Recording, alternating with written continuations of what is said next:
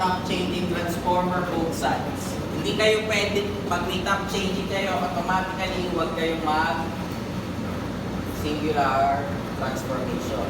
Inspection method lang ang pwede gawin. Ilan ang buses natin?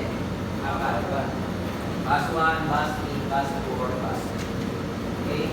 So lahat ng value natin is naka-impedance, so gawin muna natin ang impedance. Okay?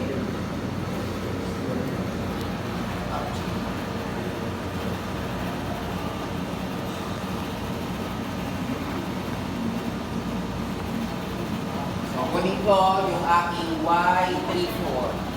Ano yung aking Y34?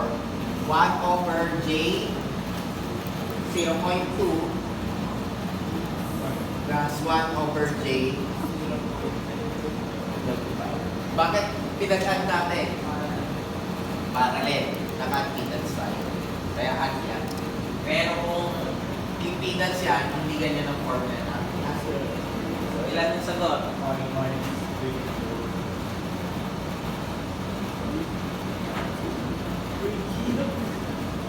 5 minus 5?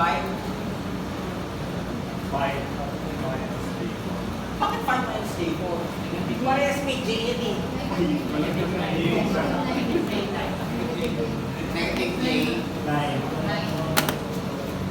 Punta tayo din sa una, yung buses 1 and 3. So, drawing ko lang para at least makita natin.